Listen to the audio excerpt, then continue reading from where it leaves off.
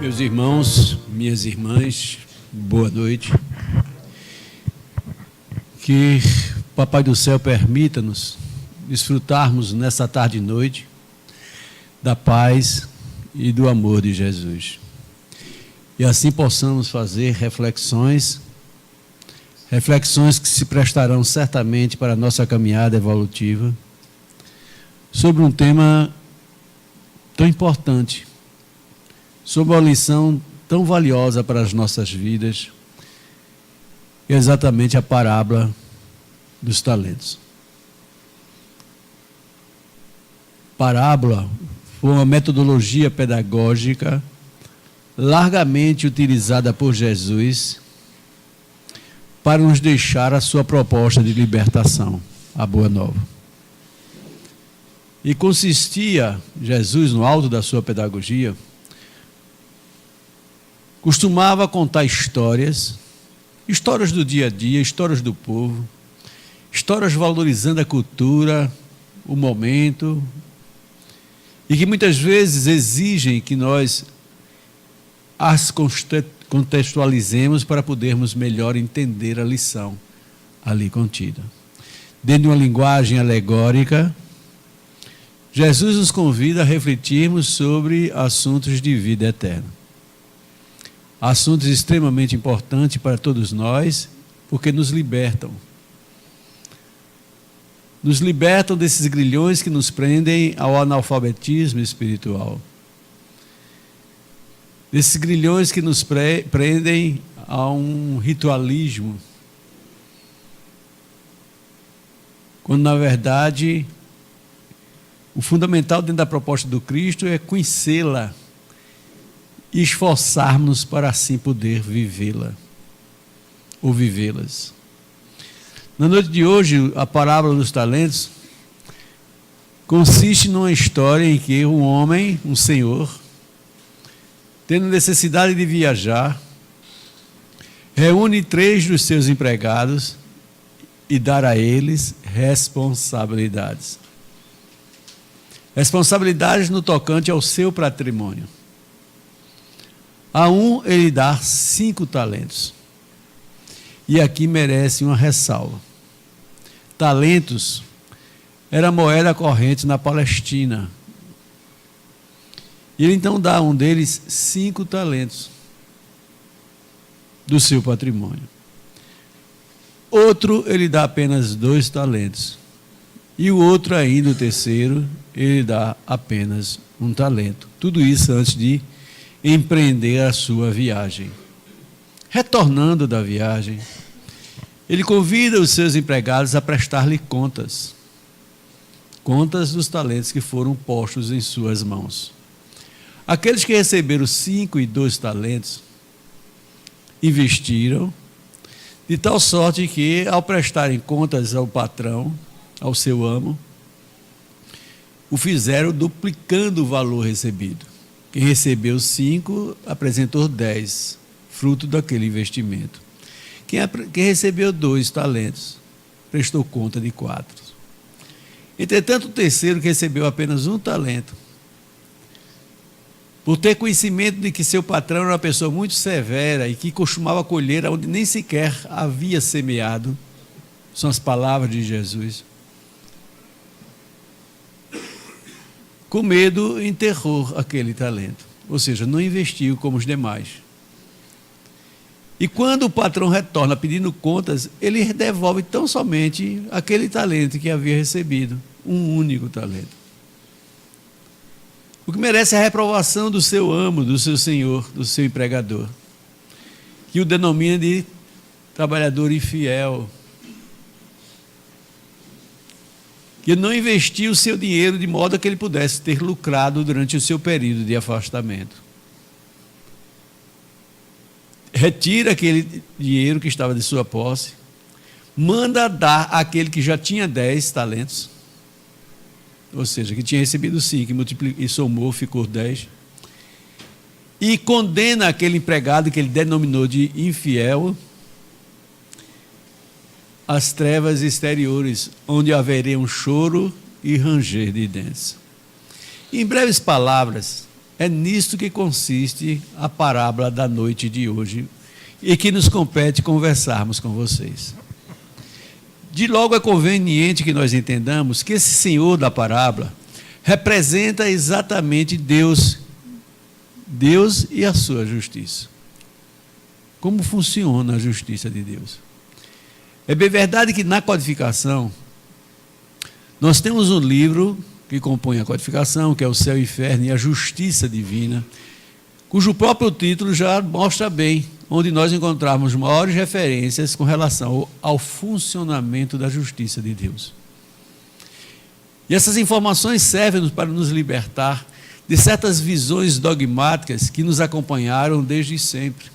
Porque a grande maioria de todos nós, inclusive eu, veio de uma concepção dogmática, igrejista, e que orientou, ou que orienta, melhor dizendo, aos seus profetantes, que Deus castiga aqueles que errou de forma irreversível.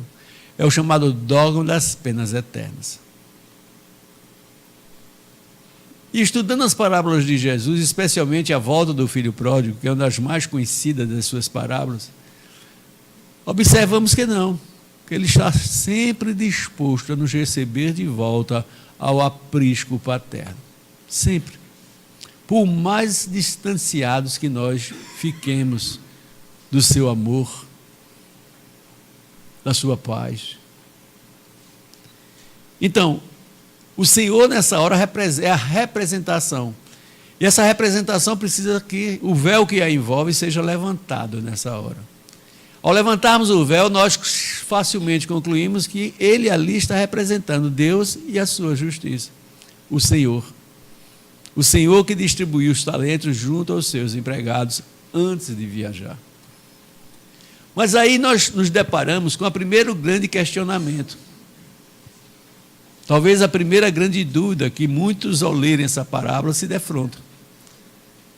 Por que será que Deus, nessa hora, representado por aquele Senhor, distribuiu de forma distintas os talentos junto aos seus empregados?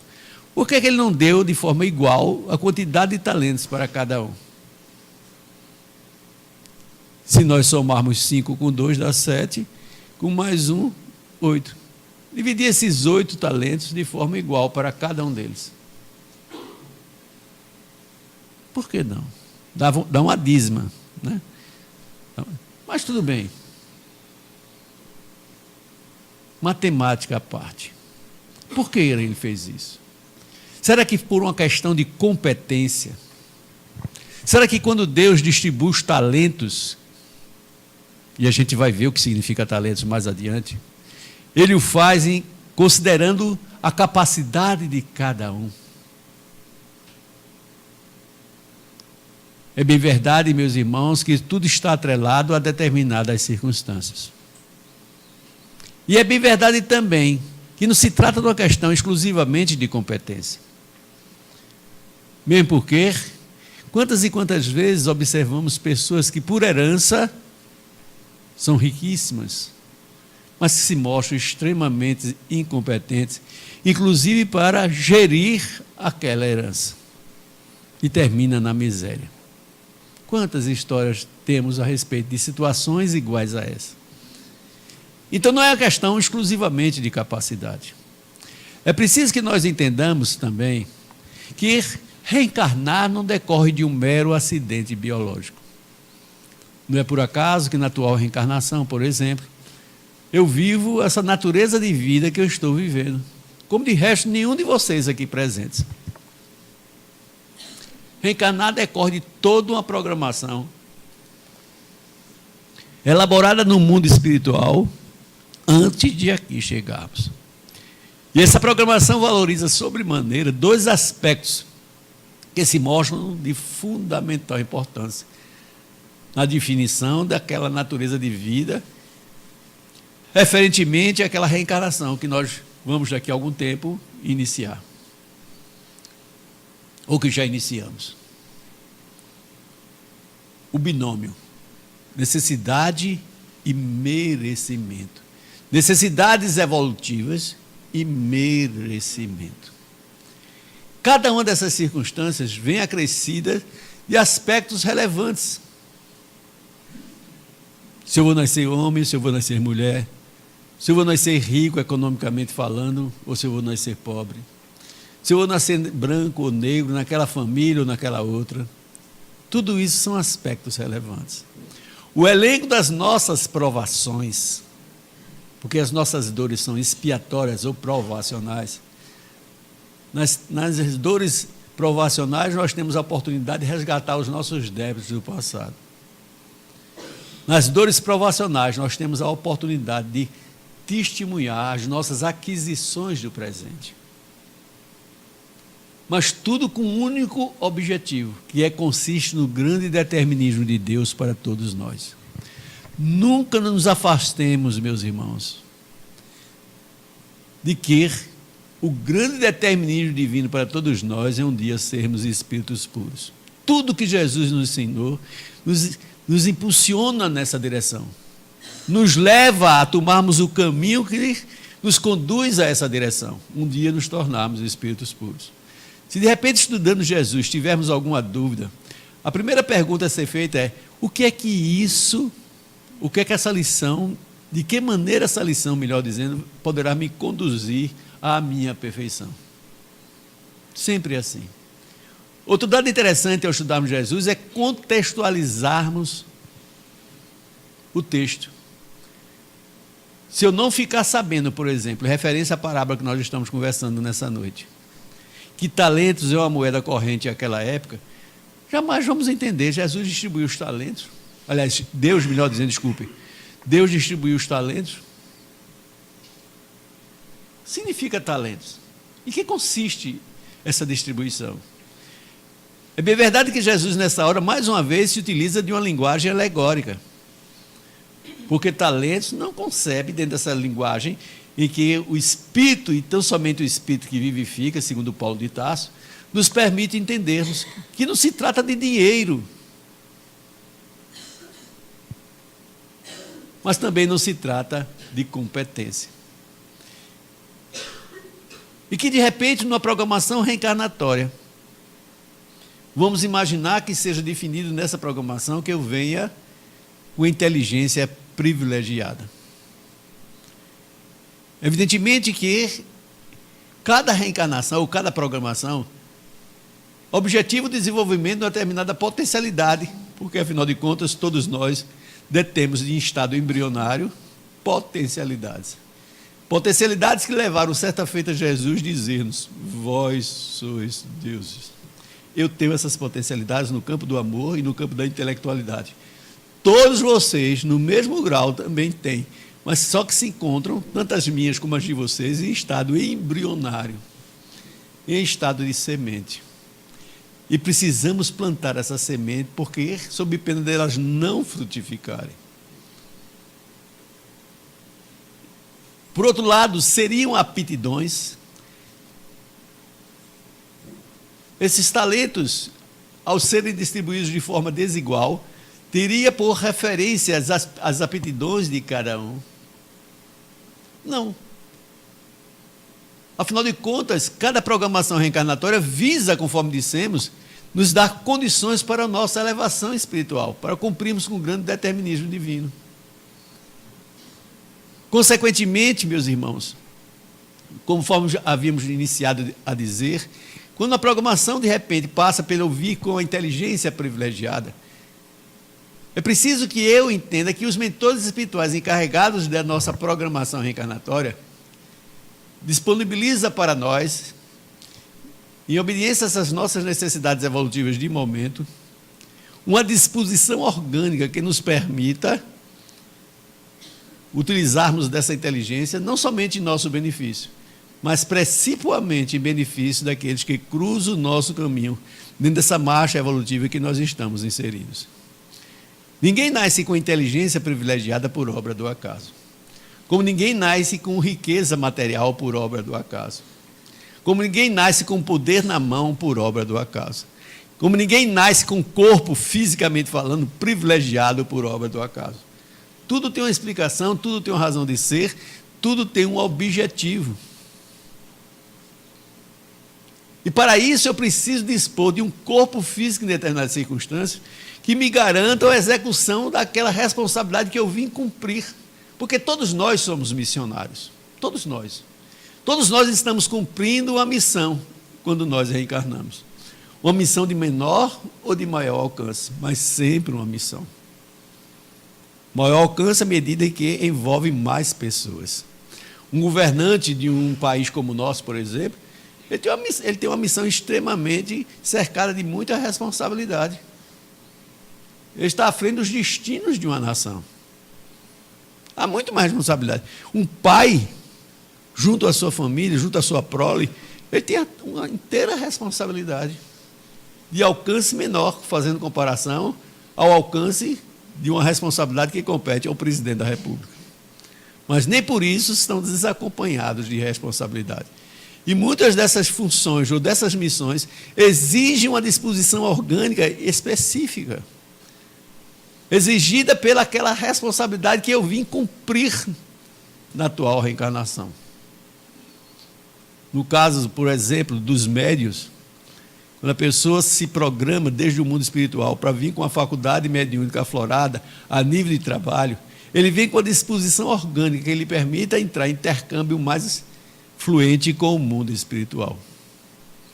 Certamente todos vocês, mas a título de mais um exemplo, já ouviram falar, pelo menos, em Luciano Pavarotti, o grande cantor lírico da Itália.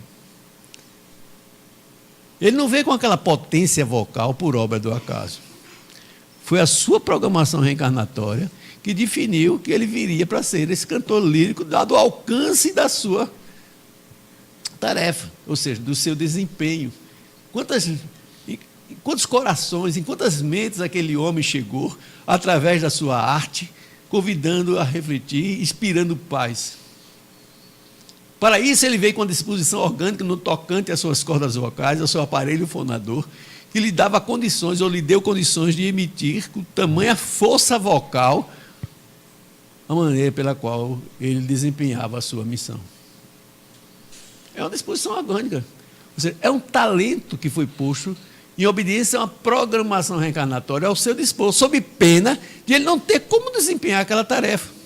O nosso querido Edson Arantes do Nascimento, Pelé, na época dos Santos, que é mais ligado a futebol e é um pouco mais antigo, porque o espírito não envelhece, o espírito amadurece. Nós somos espíritos. Os mais amadurecidos, os mais antigos, se lembram de Pelé na época dos Santos. Era o clube que mais viajava no mundo naquela época. E os nossos irmãos da Europa, muitas vezes, ao ser visitado pelo Santos Futebol Clube, numa excursão na Europa, Pelé foi submetido a várias avaliações, no que se refere ao tamanho dos seus ossos, ao tamanho dos seus músculos. Tudo nele foi examinado. Porque eles ficavam boquiabertos, como é que um homem consegue fazer aquilo da maneira como ele fazia. Mas ele veio como missionário, na minha modéstia ótica, um missionário para derrubar qualquer proposta preconceituosa no que se refere à raça humana. O atleta do sexo veio numa cor negra, para nos mostrar que não existe diferenças a serem estipuladas pela nossa cor de pele. Uma coisa independe da outra, não é a cor de pele que vai nos distinguir. Eu, quando estudava, era aluno do ginásio, na época era ginásio, né? Eu estudei na congregação marista, mais especificamente no Colégio São Luís, na Rui Barbosa. Ainda existe esse colégio, está lá.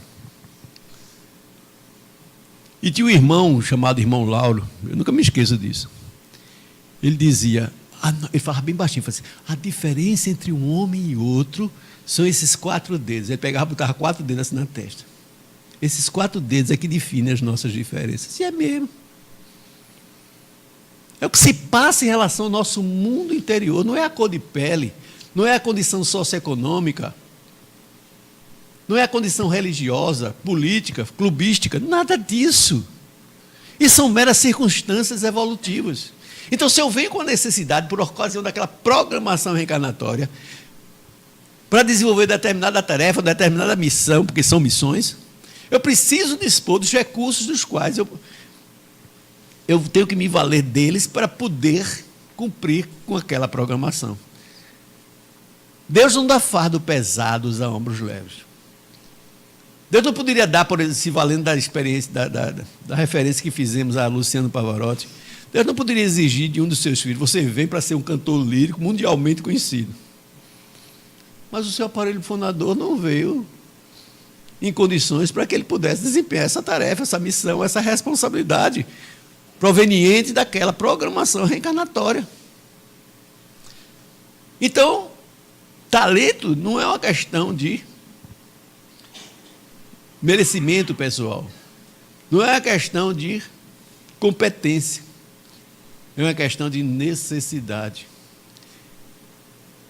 é uma questão de aptidão, porque viemos a nível de aptidão com as condições favoráveis ao cumprimento daquela responsabilidade que me cabe competir.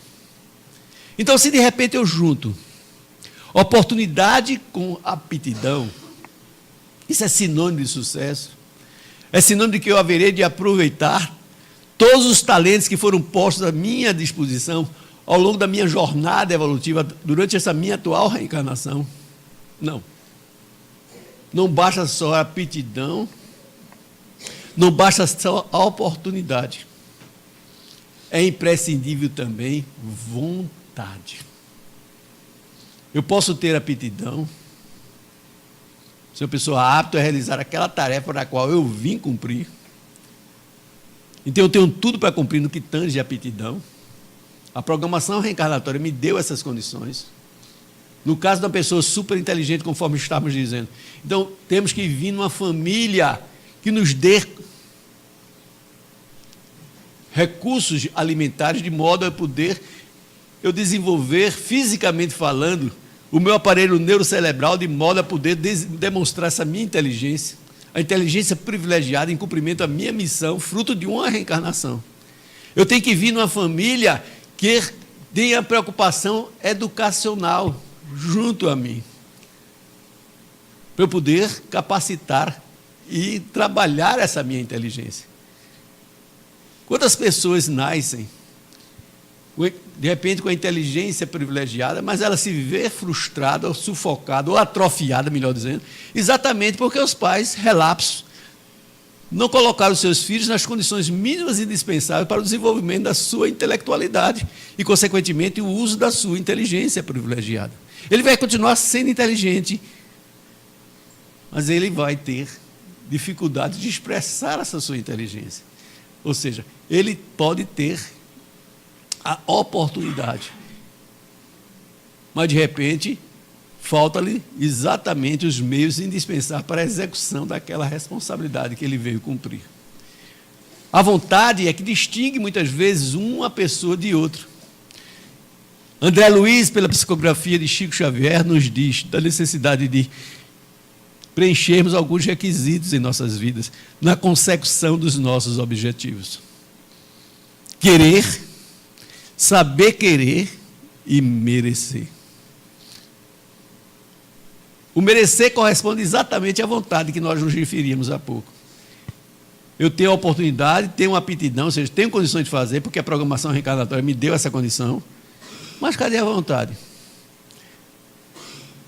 Chegam até muitas vezes a confundirem resignação com acomodação, como se fossem a mesma coisa. Resignação é você enfrentar as dificuldades da vida, porque todos nós temos as nossas dificuldades.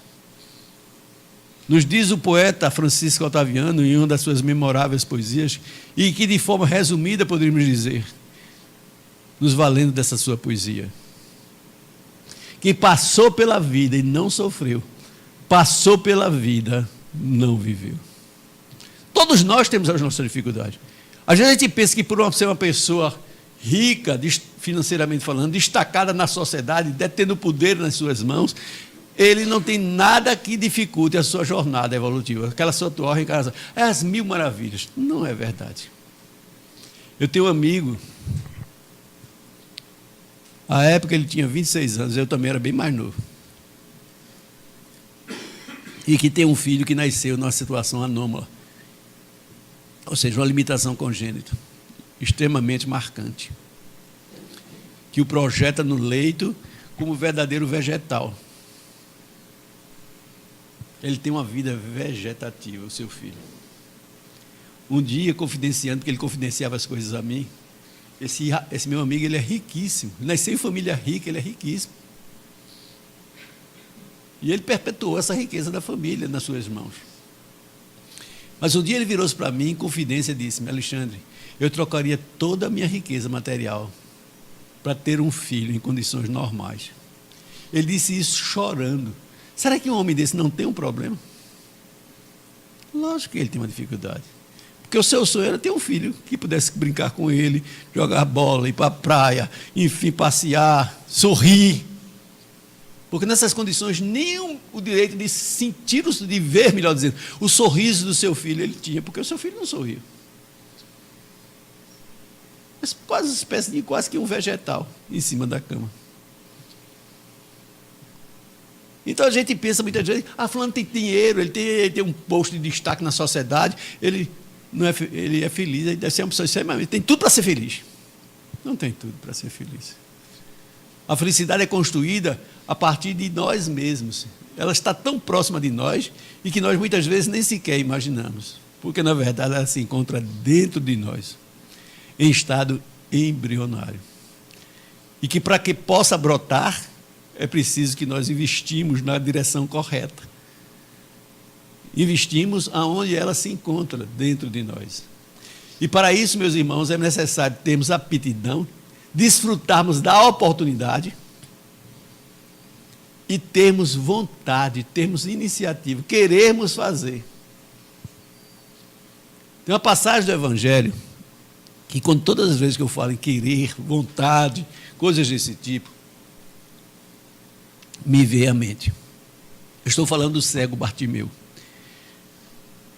Jesus visitava a sua cidade, como grande peregrino que foi.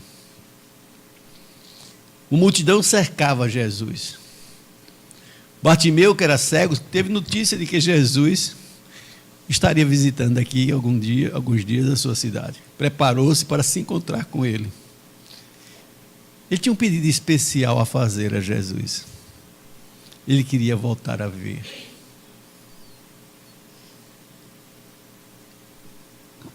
Mas a multidão era imensa, que o impedia uma maior proximidade.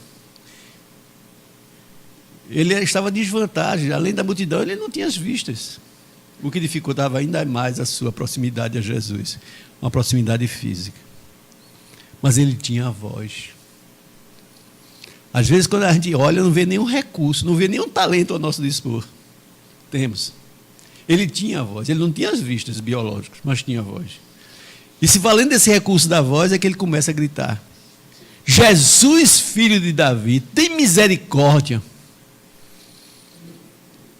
Não satisfeito, ele clamou mais uma vez, mais duas, mais três: Jesus, filho de Davi, tem misericórdia. Clamou tanto que Jesus escutou e parou. Nessa hora, Jesus parou e perguntou a Bartimeu: o que você quer que eu te faça? Será que Jesus só parou para Bartimeu, meus irmãos? Será que Bartimeu foi um privilegiado aos olhos de Jesus? Será que ele não tem nenhuma disposição de parar para qualquer um de nós que clame por ele, qualquer um de nós, seus irmãos menores? Se eu imitar Bartimeu, se cada um de nós imitarmos Bartimeu, clamarmos por Jesus, ele vai parar também. E vai fazer a nós a mesma pergunta que ele fez a Bartimeu: o que você quer que eu faça? Você me convidou, você me chamou, você gritou pelo meu nome, e agora, parei, você quer o quê? É preciso, em momentos como esse, gritarmos com toda a certeza da alma o que nós queremos. Bartimeu declinou do seu desejo e foi ajudado.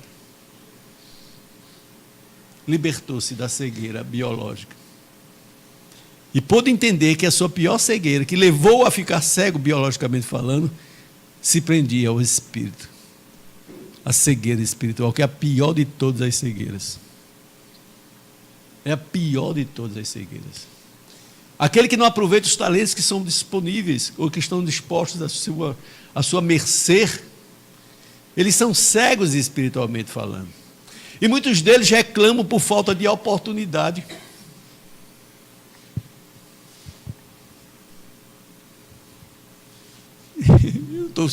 Esse horário está certo? Eu não estou enxergando aquele 20. Ah, então está igual ao meu. É porque isso aqui está meio tonto, né?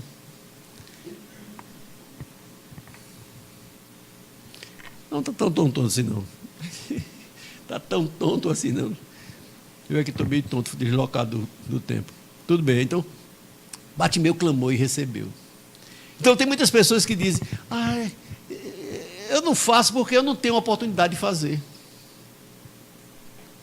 Eu sou uma pessoa que não tem recursos financeiros, que não tem uma inteligência privilegiada, que não tem um poder na mão. Eu acho que Deus nem sequer sabe que eu existo. Eu já vi muitas pessoas dizer essa bobagem. A propósito, existe uma história de um homem que se pronunciava dessa maneira, lamentando-se da vida que levava, julgando-se esquecido pela misericórdia divina. Um amigo seu, querendo ensinar-lhe, um dia puxou conversa com ele. Você se lamenta dizendo que não tem nada do qual você possa se valer? Você não se sente ajudado em circunstância nenhuma? Você é o pobre miserável, é isso? Você é pobre miserável? Sou pobre miserável. Você tem algumas coisas que me interessam, eu quero comprá-las. Eu quero dar 50 mil reais pelo seu par de pernas, pelas suas pernas. Você está vendo que eu vou ficar sem perna? Eu não posso vender as minhas pernas, que eu vou andar como? Tudo bem, você não quer ficar sem as pernas, eu quero comprar agora os seus braços. Eu dou 100 mil reais pelo seu par de braços.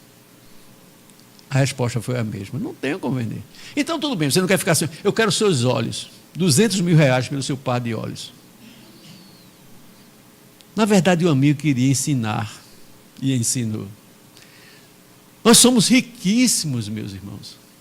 Eu costumo dizer nessa hora que é imprescindível que nós façamos uma introspecção e nos enxerguemos de forma correta diante desse contexto cósmico em que nós estamos inseridos. Vocês já pararam para pensar de quem nós somos filhos? Nós somos filhos de Deus. Por herança, tudo que existe no universo nos pertence. Os filhos herdam dos seus pais.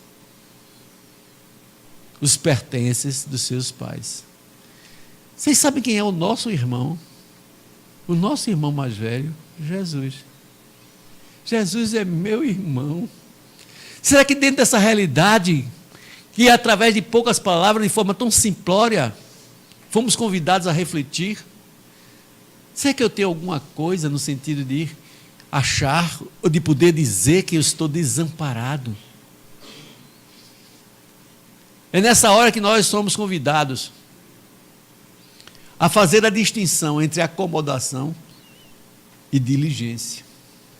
É preciso sermos diligentes, ou seja, esforçarmos, fazermos aquilo que nos compete fazer, aproveitarmos os talentos que foram postos em nossas mãos, sob pena de nós imitarmos aquele servo que recebeu um único talento e que não investiu. A humildade de coração, que é a primeira parábola, é o primeiro grande convite contido no Sermão da Montanha que nos foi feito por Jesus, é sermos humildes de coração, nos predispõe a entendermos. A humildade de coração nos predispõe a entendermos que tudo que cruza o nosso caminho, em termos materiais, são meros empréstimos de Deus. Nós só somos usufrutuários desses empréstimos e nada mais. Porque a pior cegueira é a cegueira intelectual, que é fabricada, que é consequência do orgulho, da vaidade intelectual. E que nos dificulta muitas vezes a aproveitarmos os talentos que cruzam o nosso caminho. Ninguém é suficientemente pobre, financeiramente falando, que não desfrute de condições de aproveitar os talentos que foram postos em suas mãos. Às vezes representados por uma criança que está faminta com as mãos estendidas. E que você está na condição de servir-lhe um pão. Agradeça a Deus. É o seu talento de momento. É o talento que foi posto à sua disposição. E você não aproveitou. Quem vai sair empobrecido dessa relação que hipoteticamente trouxemos? Aquele que negligenciou diante daquele talento que foi posto à sua disposição. Tem pessoas que diante de uma situação como essa reclamam, mas todo dia, ou quase todo dia, esse camarada está aqui na minha porta me pedindo. Agradeça a Deus, você está na condição de doar, gente. E ele que está na condição de pedir, de se humilhar, você nunca pensa nisso? Você nunca se avalia na condição dele? Então, meus irmãos, os talentos são exatamente as nossas aptidões, fruto de nossas conquistas do passado e reencarnações pretéritas, coisas que nós não as perderemos jamais, porque o Espírito não retrograda. Aquilo que nós acumularmos, aquilo que nós desenvolvemos a título de intelectualidade e de moralidade, são bens inalienáveis nossos. Desses, nós não somos meros usufrutuários. Nós somos possuidores e proprietários desses bens. Porque os levaremos aonde nós estivermos. E haverão de advogar os nossos interesses aonde nós estivermos. Muito embora, às vezes, a sociedade competitiva, consumista, cheia de atavismo, com prazo de validade vencido, tentam impregnar-nos de valores deteriorados. Chega-se ao ponto, muitas vezes, de que ser honesto, por exemplo, é uma imperfeição.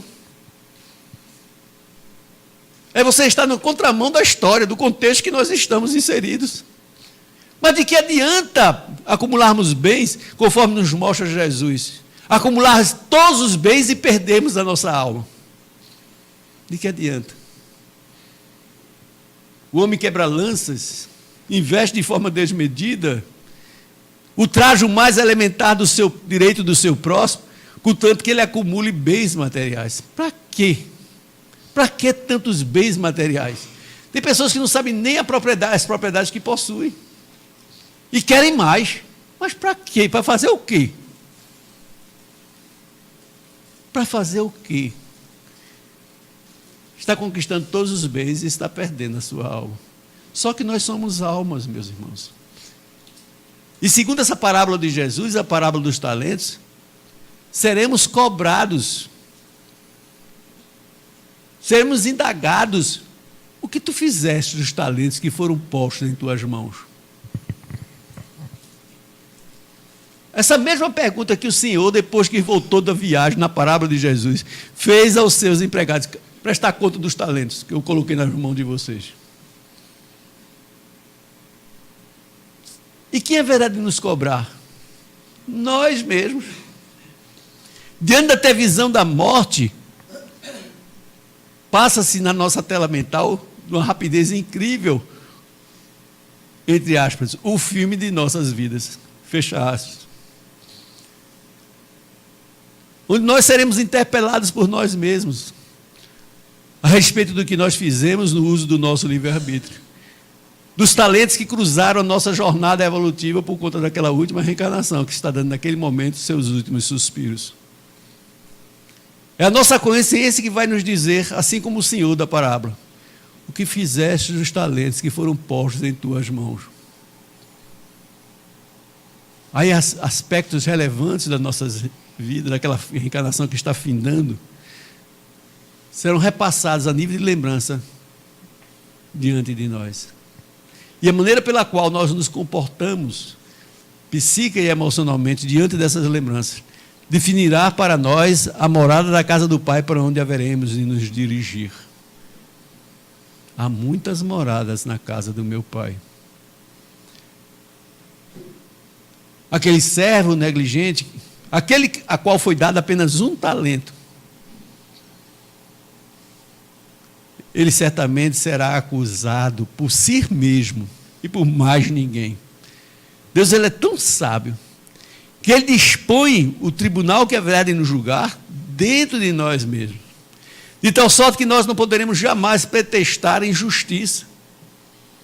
Eu não posso dizer que o espírito que de repente se encontra no Vale dos Suicidas não pode dizer que está ali sofrendo naquela condição de habitantes do Vale dos Suicidas por injustiça divina. Foi ele que se encaminhou para aquela direção, em obediência a uma lei de Deus chamada lei de sintonias psíquicas. As nossas mentes estão conectadas. A partir do momento que tenhamos entre nós uma identidade vibracional, todos aqueles que estão no campo do desamor estão conectados, mentalmente falando, entre si. Todos aqueles que estão no campo do amor, da mesma forma. Tanto estejam encarnados, tanto aqueles que estão encarnados ou desencarnados. Tanto faz. Eu entro em relação direta com todos aqueles que estão na mesma faixa vibracional que a minha. Encarnados ou desencarnados. É por isso que no mundo espiritual existem esses agrupamentos. Agrupamentos que obedeceram como critério, único exclusivamente, a identificação mental, vibracional. As mentes que estão conectadas, no dizer de Sueli Caldas Schubert. Mentes que se conectam, que se afinizam e que, por conseguinte, se aproximam. Aqueles que fizeram mau uso dos seus talentos, vai se agruparem no mundo espiritual após a sua desencarnação. É da lei de Deus. Me foi ensinado, eu acredito que é muitos de vocês a mesma coisa, coisa que eu repudiava enquanto católico, sobremaneira, de que Pedro estava na porta do céu com um monte de chave pendurado na cintura. Isso nos era tocado de cima a baixo, a gente tinha que acreditar nessa história. E que mais, tinha lá gente que ficava dormindo. Eu nunca aceitei isso, porque eu ficava imaginando, considerando a idade da Terra, por todos aqueles que já transitaram aqui entre nós, deve ter muita cama lá no mundo espiritual. Muita cama. E eu digo, deve ser uma fábrica de cama enorme. Todo mundo dormindo, esperando o tal do juízo final. O juízo, nós nos afrontamos com ele todos os momentos de nossas vidas, constantemente.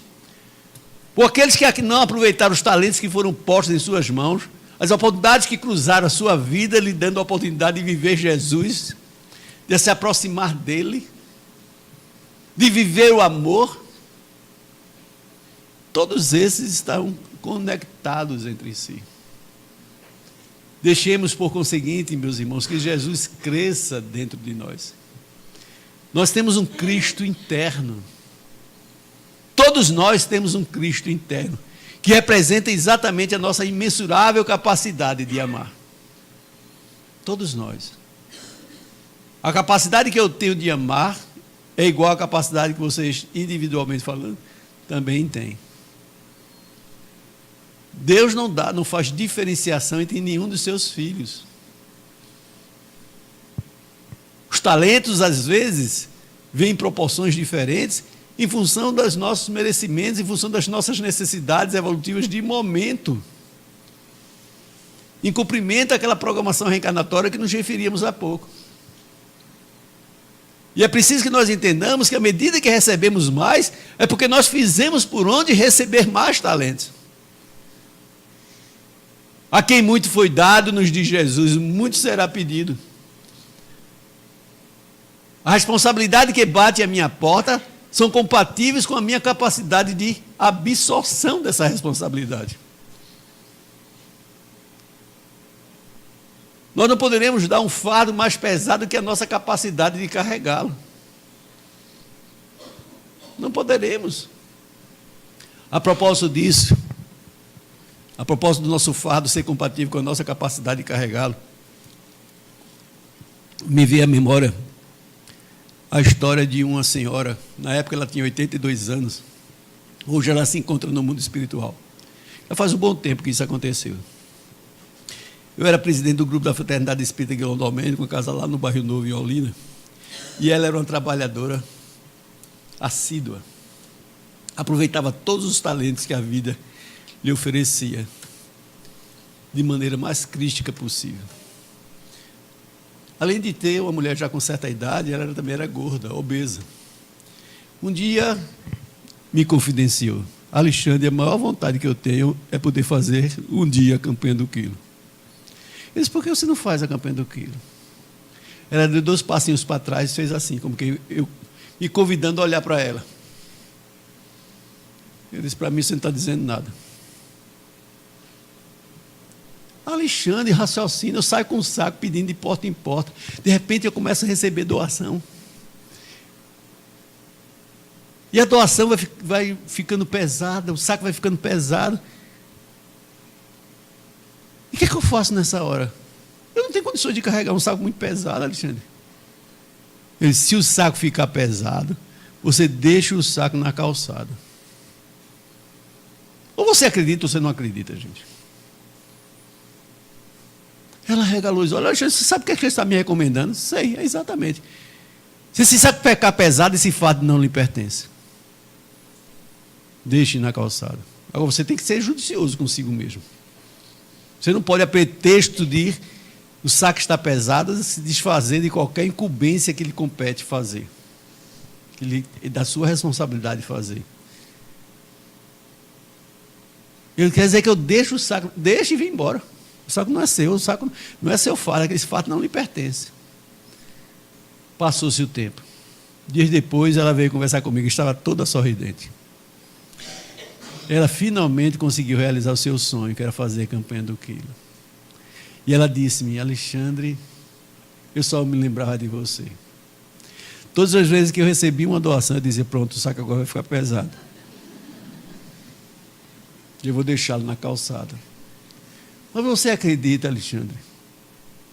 À medida que eu recebi uma doação, a impressão que eu ficava é que o saco, em vez de ficar mais pesado, ficava mais leve. Eu digo: lógico que eu acredito. Sabe por quê? Porque esse fardo era seu. Aquele era seu fardo. Os talentos que são postos à nossa disposição não estão além das nossas forças, meus irmãos. Nós temos todas as condições de recepcioná-lo e bem vivenciá-lo. É bastante que nós tenhamos vontade, querer igual ao Bartimeu. A pergunta de Jesus deve calar profundamente na acústica das nossas almas, todos os dias, se possível for. O que tu queres, Bartimeu? Porque nós somos os Bartimeus dos dias de hoje, diante de Jesus. O que tu queres, Bartimeu? E ele vai fazer a mesma pergunta que fez aquele cego. Nós já sabemos a resposta? Estamos com vontade realmente? Peçamos a Deus as forças que nos garantem vencermos as dificuldades da terra, para almejarmos os páramos celestiais, venturas, quando chegar o momento de retornarmos à nossa verdadeira pátria, que é o mundo espiritual. Que a tarde e noite de hoje, meus irmãos, tenhamos reservado momentos de reflexão. E que de agora em diante possamos firmar o compromisso conosco mesmo e com mais ninguém. Porque é suficiente, e assim o façamos.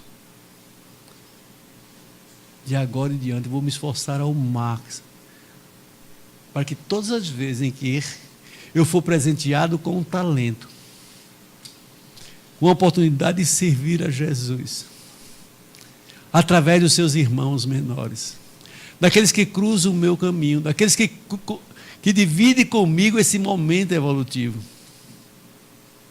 eu jamais venha negligenciar aquela oportunidade. Nós queremos um mundo melhor, não é verdade, meus irmãos? Todos nós queremos. Está em cada um de nós essa iniciativa em termos individuais. O somatório dessas iniciativas em termos individuais representará a nossa sociedade do amanhã, a sociedade que tanto sonhamos, mais fraterna, sem menos desigualdades sociais, com menos choro, com menos ranger de dentes. Aproveitemos os talentos que Deus, em função da sua infinita misericórdia, disponibiliza para todos nós que aqui se encontram, seus filhos. Assim seja.